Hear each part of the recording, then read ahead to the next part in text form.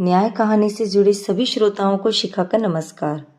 पिछले भाग में हमने सुना कि मोहिनी के चेहरे पर, हाथों पर चोट के निशान देखकर अनुपमा उसकी मदद करने का निश्चय करती है। अब आगे। अगले दिन नया साल शुरू होने वाला था। किसी के जीवन की नई शुरुआत के लिए इससे अच्छा दिन कौन सा हो सकता था। 31st की पार्टी में महेश और मोहिनी नहीं आएंगे, ये बात अनुपमा जानती थी। इसीलिए एक बड़ा फूलों का गुलदस्ता लेकर उसमें छोटा सा कैमरा छिपाकर वह उनके घर ले गई, जिससे अपने मोबाइल से वह मोहिनी और महेश के बीच हो रहे क्रियाकलापों को जान सके, उसे सबूत के तौर पर रिकॉर्ड कर सके। थोड़ी नानुकुर के बाद मोहिनी ने वो बुके रख लिया। महिला संस्थान से जुड़ी कुछ परिचितों को साथ में लेकर अनुपमा कैमरे में कैद वीडियो को देखने बैठी। काफी देर तक सामान्य स्थिति रहने के बाद उन मित्रों ने अनुपमा से विदा ली। कुछ पता लगने पर स्थिति से अवगत कराने का आश्वासन अनुपमा ने उन्हें दे दिया और सब कुछ सामान्य पाकर कुछ राहत के साथ वह भी अपने काम में लग गई। रात को अपने मोबाइल पर जब उसने रिकॉर्डिंग चेक की तो मानो उसके पैरों के तले जमीन खिसक गई। यह मैं क्या देख रही हूँ? महेश को उसकी किसी महिला सहकर्मी का नववर्ष की बधाई देने को फोन आया था।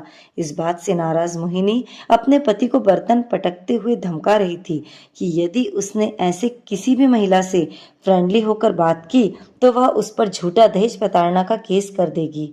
और महेश, वो तो हाथ जोड़कर अपने पति से शांत रहने की याचना कर रहा था।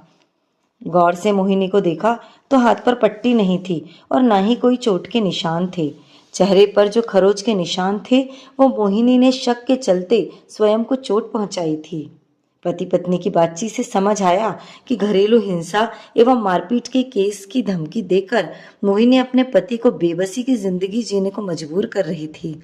घर से बाहर स्वयं को जानबूझकर बेचारी पीड़िता दिखा रही थी ताकि वह सबकी नजरों में महेश की छवि एक क्रूर हिंसक पति के रूप में स्थापित कर सके। ओह, यह सब क्या है? ऐसा भी हो सकता है? यह सोचकर अनुपमा विचलित होकर धम्म से बैठ गई। अपने 60 वर्ष की उम्र में एक अच्छा सामाजिक जीवन जीते हुए यह उसके लिए अकल्पनीय था। उन महिला संगठन के अपने मित्रों से अब वह क्या कहे? आगे उसे क्या करना चाहिए? इसी कश्मकश में रात बीत गई। नववर्ष की पहली सुबह अनुपमा ने उस गुलदस्ते को डस्टबिन में देखा। अपने हिडन कैमरे को हाथ में लेकर नई सोच के साथ नए बदलाव को सकारात्मक रूप देने का उसने फैसला लिया। न्याय पर जितना हक मोहिनी का है उतना ही महेश का भी है।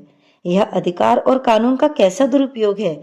मानसिक प्रताड़ना भी उतनी ही असहनीय है जितनी शारीरिक हिंसा। इस घटना से साफ है कि न्याय प्रणाली में सुधार की आवश्यकता है।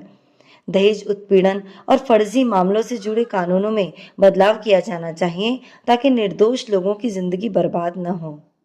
कई वर्षों से महिला आयोग से जुड़ी लेखिका अनुपमा ने महसूस किया कि घरेलू हिंसा के पीड़ितों में महिलाएं ही नहीं बल्कि पुरुष भी हैं, लेकिन उनकी आवाज इतनी धीमी है कि वह ना तो समाज को और न ही कानून को सुनाई पड़ती है। भारतीय संविधान में सभी नागरिकों को जीवन और स्वतंत्रता का अधिकार है, तो फिर पुरुष इसका अपवाद कैसे हो सकता है? सुकून से जीने का हक सभी को है, चाहे वह महिला हो या पुरुष। अब असमंजस के बादल छट चुके थे। अपनी लेखनी, सबूत की पेन ड्राइव और कुछ हिम्मत साथ में लेकर अनुपमा पारिवारिक काउंसलिंग के ऑफिस की ओर चल दी। धन्यवाद।